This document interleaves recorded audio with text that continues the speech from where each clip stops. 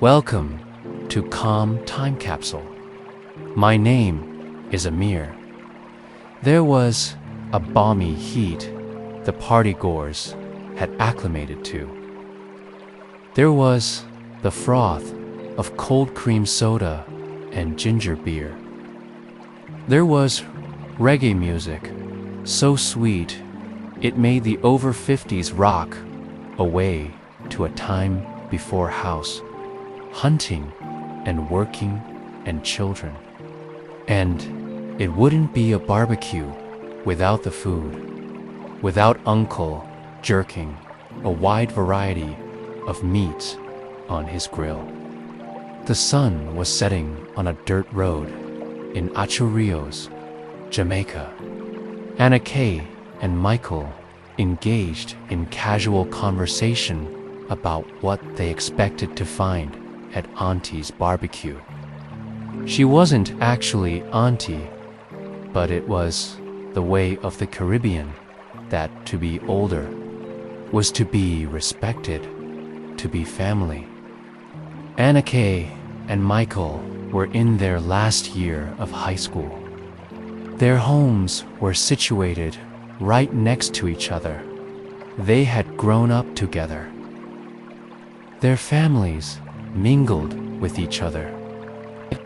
To be hot-combed or replated, the families congregated on either veranda on some weekend. Either Anakay's mother or one of Michael's sisters would part thin sections of Anakay's wild head of hair, sure to grease the parts in her scalp as they went. And bit by bit, Anakay's hair was done. The two families would take turns preparing food and telling jokes until the thing was finished. And morning became noon, became evening, became night, at which point the youngest were sent to bed and the adults would down a variety, alty drinks. The adults of the two families were so invested in the ins and outs of their countless conversations. Sometimes the children would wake in the morning to find their parents stretched out on the long rocking chair or on a deck chair on the veranda, fast asleep. Michael and Anak were still walking, but it wasn't obscenely hot. The trick to surviving the heat was to walk slowly, to start the day before the sun was up, take a break in the afternoon, and finish running errands when the sun was busy soaking its feet in the horizon. Michael plucked 2 mangoes off a nearby tree and tossed one at Anak. He knew that mango was her favorite fruit. Luckily, the 2 pieces of fruit were ripe and gave completely when the bear sunk their teeth into them. Anakay's mouth was sweet with the flavor of the fruit as she munched on it. She looked along the road. The heat had baked the red dirt into a path that could be walked and driven on. On the outskirts were houses with tin roofs and red brick and black metal verandas with marble floors. Every 10 minutes there were container stores. These were small metal stores that sold a few things to sustain the passing travelers. Regular canned sodas, cookies and crackers, and a selection of moist, spiced buns. If you were lucky, you would find a can of bright orange cheese you could tuck inside the bun and eat as a meal to hold you over until you got wherever you needed to go. The selling men had all gone home. They were no longer roaming the dusty roads at 7 in the evening. Sometimes, when Michael's older sister drove him and Anakay into town, they would spot a number of men selling their wares. Occasionally, the product was a green coconut with the top cut off, so you could stick a straw inside. Maybe it was guinep or Spanish lime, a fruit with a tough green skin that could be easily peeled off to reveal a creamy yellow flesh. It almost had the consistency of a grape and was largely sweet, save for the slightly tart aftertaste. But most often, the selling men sold sliced sugar cane. The sellers would use a machete or cutlass to slice the green skin off the long sticks of sugar cane. Then, they would slice the sugar cane into pieces from the ridges or dips in the cane. Finally, the sugar cane was chopped into strips. Michael's sister would always pull over 2 by 2 bags.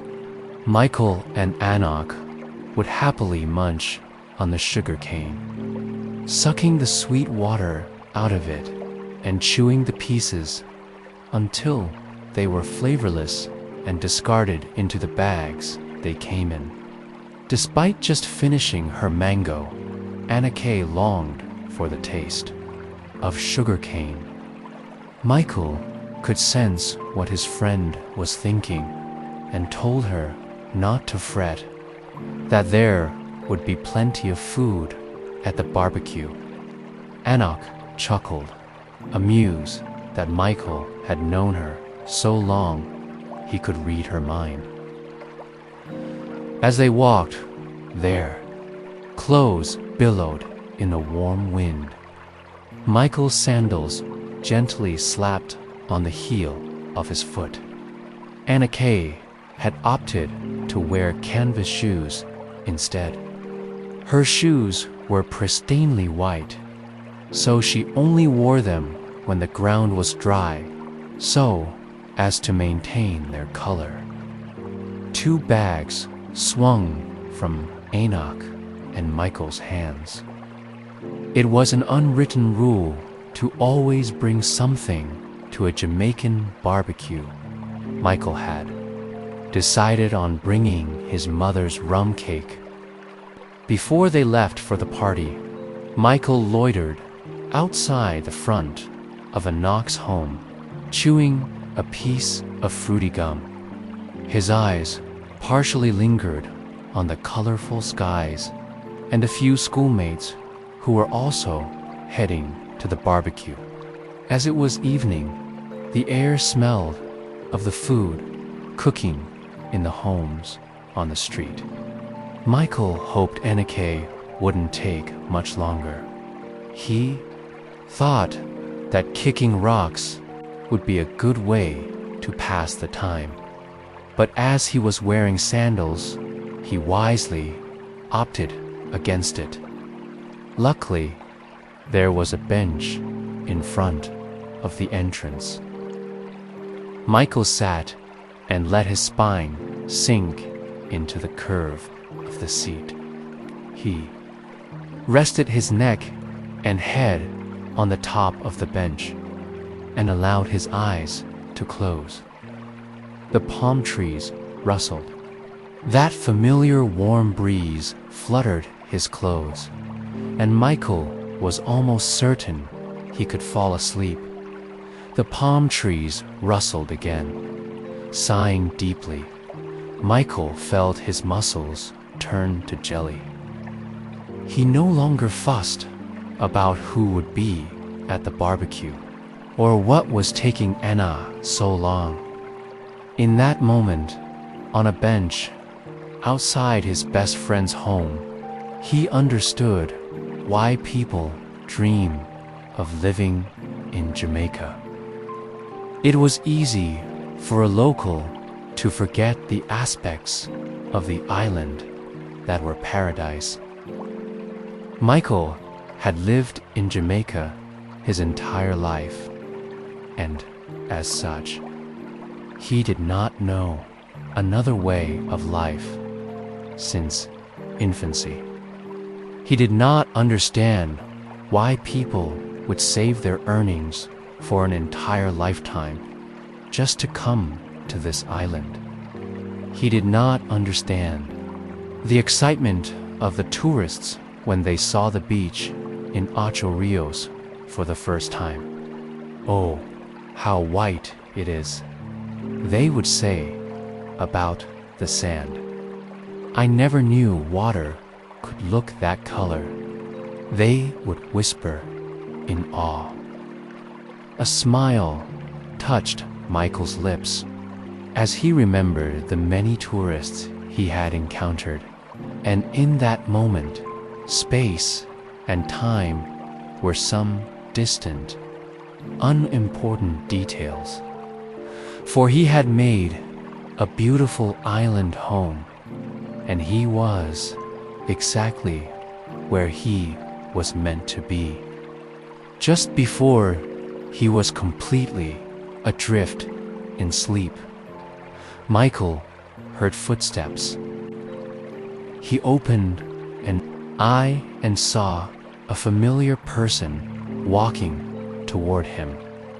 White canvas shoes and a blue cotton dress and freshly pressed hair. Michael blinked the sleep out of his eyes and lifted his head off the bench to get a better look. It was Anakay. She waved goodbye to her mother and approached Michael. The young man's tongue was in knots. Anakay chuckled, then nudged him on the shoulder and said, "Thank you." Michael shook his head and said that she looked beautiful. Anak smiled and began walking down the road. Michael could tell that she had used the perfume her mother had bought for her birthday. A sweet, rich smell filled his nose, and Anak waved her hands away down the street. "Aren't you coming?" she asked. Anakay and Michael arrived at Auntie's house. The front door was open, but a sign directed them to the metal side gate to the back garden. Michael unlatched the gate and held it open for Anakay. The back garden was a large, richly green, grassy area. There were chairs dotted around and people who didn't mind sitting on the grass. Younger children made joyful little squeals as they chased each other around the open space.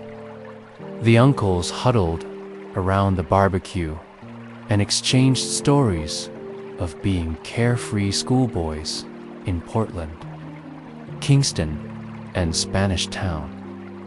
They traced the loose outlines of the circumstances that landed them at this very barbecue dot every now and then. Their wives would overhear a funny anecdote, and the party would erupt into laughter. A few youngsters from Michael and Anak's school hung around the serving table and would sneak soft and crispy strips of plantain into their mouths when the aunties weren't watching. Anakay contemplated doing the same. Fried plantain was one of her favorite foods. Plantains are in the same family as bananas, but they are slightly bigger, with a thicker skin and a chalky sweetness when uncooked. Michael shyly waved by the gate, and everyone turned to shout an enthusiastic greeting. Anakay took her and Michael's bags of food over to the aunties, who greeted her with a kiss on both cheeks and applause at how good she looked. A group of boys congregated around Michael and exchanged high fives and well-worn jokes. Their younger brothers and sisters continued to run in between their older siblings in a game of stuck dash in dash the dash mud. Their excitement was plain. They were overwhelmed to be old enough to go to a barbecue without their parents. Anakay wandered inside the kitchen to wash her hands before plating her and Michael's food. It was typical at a barbecue to put all the dishes on a table, spread, and place a stack of plates on the far end of the table so that guests could come and serve their own food. On a separate table, there were snacks, drinks, and punch. Jamaican punch was an amalgam of exotic flavors, partly pineapple juice, sorrel, cinnamon, fruit syrup, slices of ginger, lemon soda, slices of orange, lemon, and a kilo of ice. There was a ladle hooked to the inside of the punch's multicolored tub. Occasionally, one of the uncles or aunties would refresh the tub with more syrup, juice, or soda. The uncles would take turns flipping the spread of sausages, jerk chicken, jerk pork, sauce-mothered ribs, and chicken wings. Occasionally, they would sample their hard work before adding more spice to the sauce bowl beside the grill and brushing the meat with even more glaze.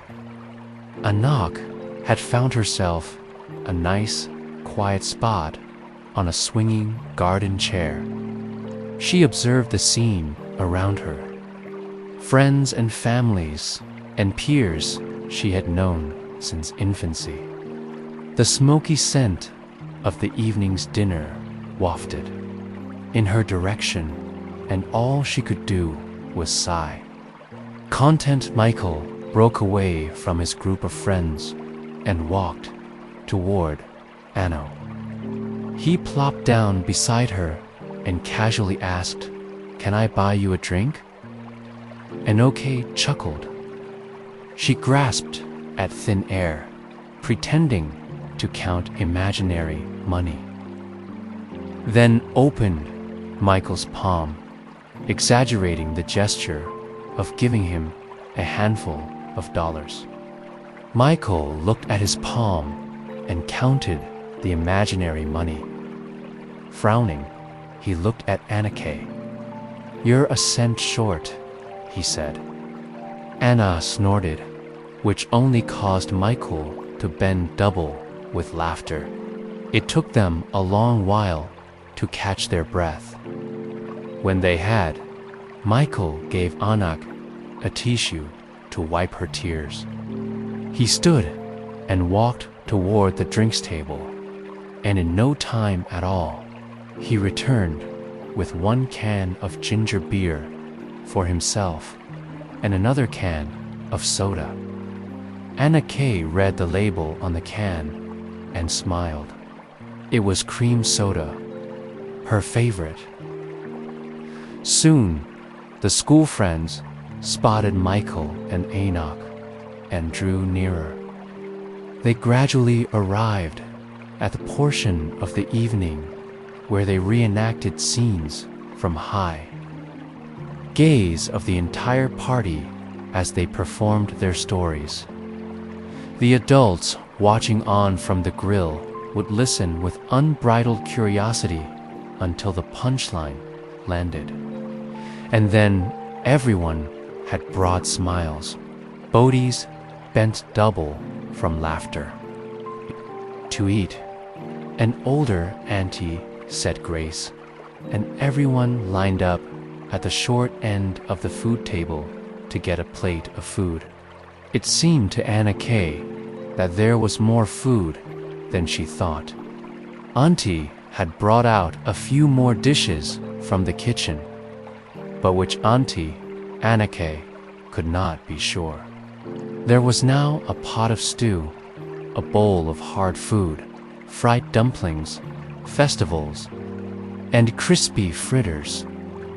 And that was to add to the bowls of ackee and saltfish, braised oxtail, fried breadfruit, and sautéed callaloo.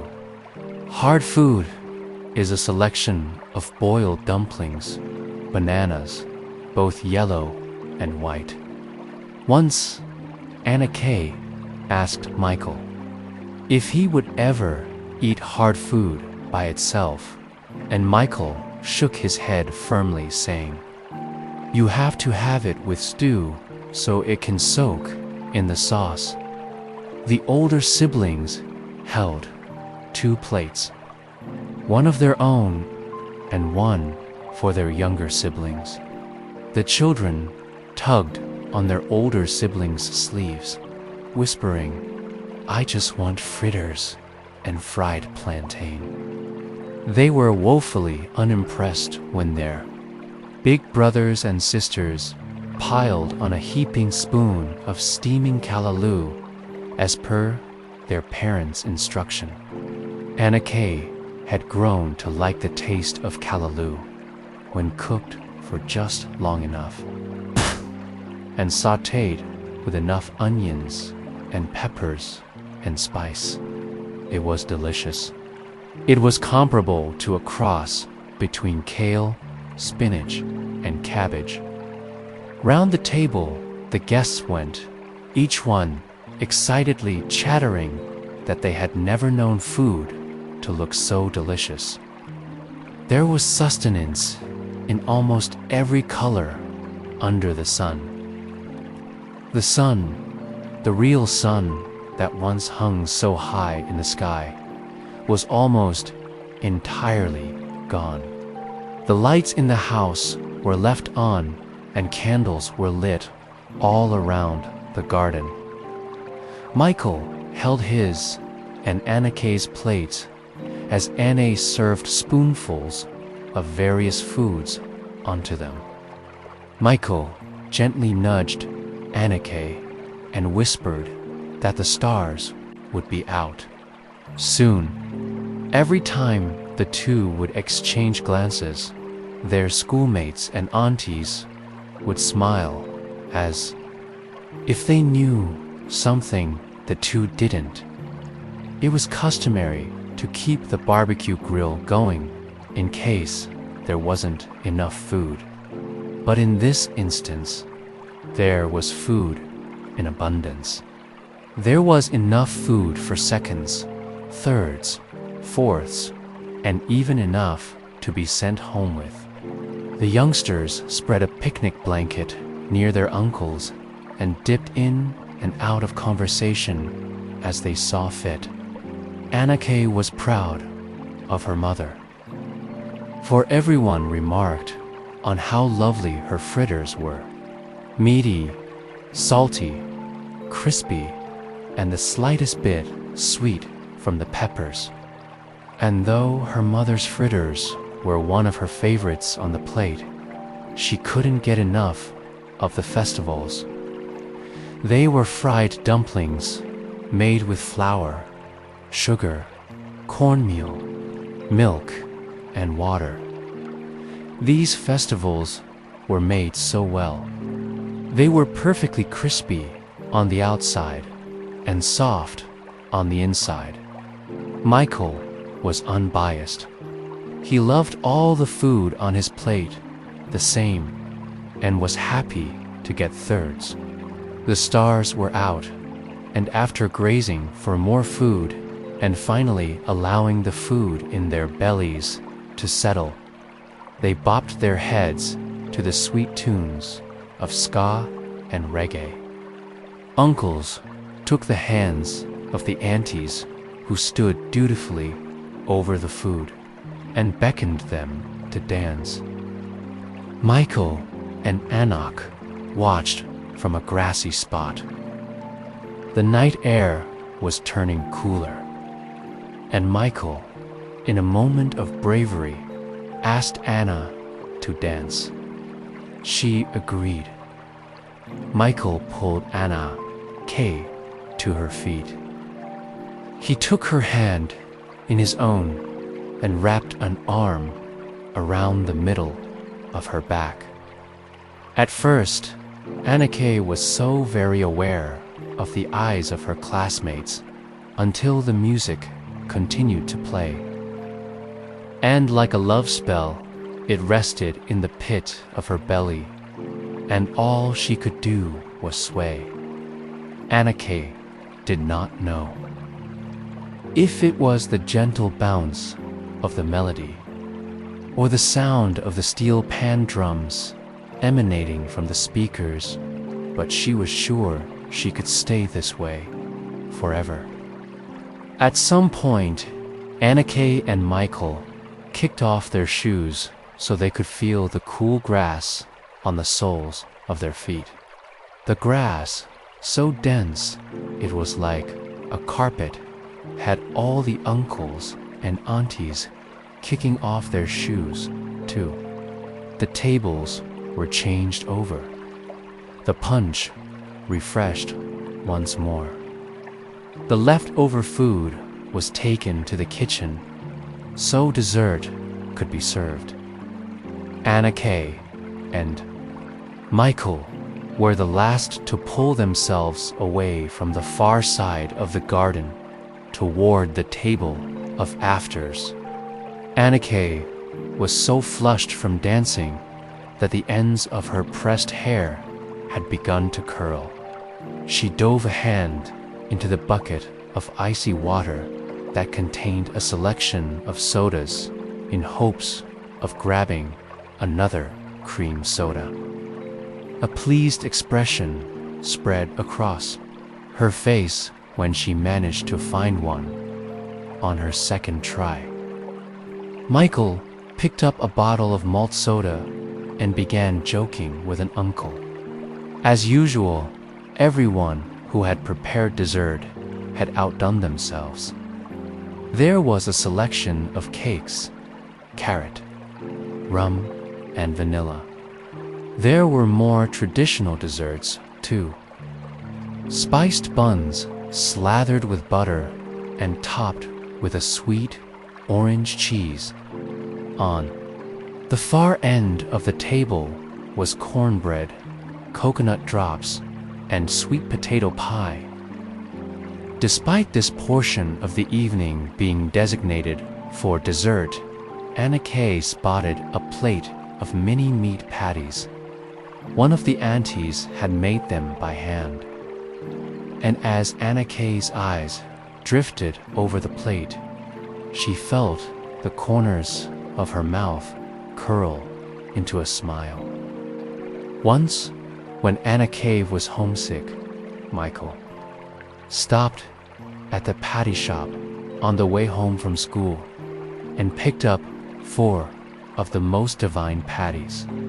Anakay's mother spotted the boy walking up the entrance from her kitchen. He slowly opened the screen door, took off his shoes, and gave an instinctual look of empathy. Anakay's mother looked at the bag and knew what the boy had come to do. Her heart warmed. Smiling, she whispered, "She's upstairs. Akay was asleep." Michael waited on the chair just by her room, out in the hallway, for her to stir. Her breaths were deep and long, and she would shuffle in her sheets from time to get more comfortable. Michael didn't mind waiting. His eyes lingered on the pictures in the hallway that he had seen 1,000 times over. The fan overhead buzzed and spun, and Michael, too, felt himself drifting off to sleep. Ever so slowly, the world slipped away, and he seemed to breathe in time with his friend, in and out. Then there was a louder shuffle.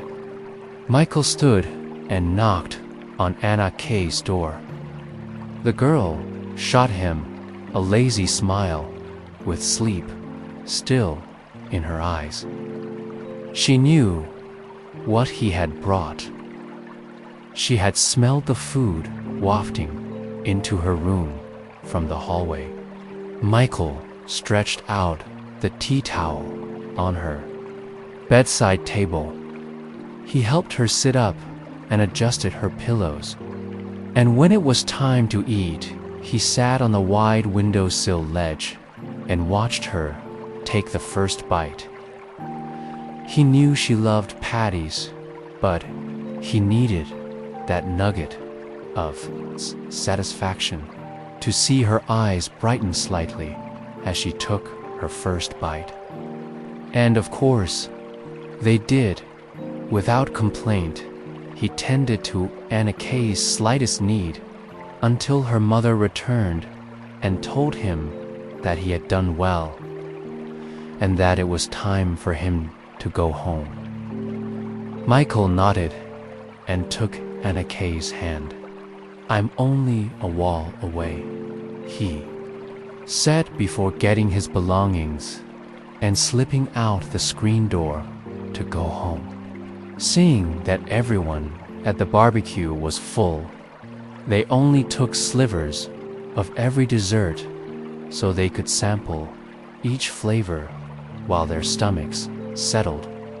Anakay and Michael stretched their legs out on the grass as they swallowed each sweet morsel of dessert, and the two could not help themselves. They cut a patty in half and shared it between them. The evening was winding down. Slow reggae ballads from UB40 fused with Bob Marley and Alton Ellis, and the faint scent of barbecue mingled in the air. The children had been ushered inside a short while ago. They had been covered with handmade blankets on the various sofas so they could sleep until their parents were ready to collect them in the morning. Eventually, the aunties, content that everyone was satisfied, wandered over to their husbands. Some pulled chairs over, and some were happy to perch on their husbands' laps. They began to recount their engagement stories, their recollections of their weddings, and how they had a party just like this, how they had danced in the park or on a beach until the sun went down and came up again. Michael and Anakay listened from their spot on the grass. Michael told Anakay that they would have stories like that one day, that they would recount that evening in June when they went to a barbecue and Anak's freshly pressed hair curled at the ends from the heat. Anakay leaned her head on Michael's shoulder, and the aunties asked who wanted hot Milo. Milo was a tinned, powdery substance that made a malty hot chocolate when mixed with water and milk. Cups of the sweet drink were shared out between the uncles, aunties, youngsters, Michael, and Anakay. The heat of the sun had mostly burned off, and though it was humid, the wind was still slightly chilly. Everyone was relaxed beyond measure. The children were most definitely asleep, and their siblings were picking at food in the kitchen. The uncles began cooking up some more food they could have at midnight, and the desserts and patties were covered with round pieces of foil. Some of the aunties had gone inside to boil water to make more Milo. The air was still, and everyone in the surrounding neighborhood was asleep. Michael was about to go inside to get Anakay a shawl when the youngsters spilled out of the screen door. Toward the two, someone had the idea to go to the beach to watch the sunrise. Most of the young people, including Anakay and Michael, went into the adjoining living room to catch a nap before leaving for the beach. And just before they fell asleep, Michael scanned over Anak's face and saw that her locks were now entirely curly.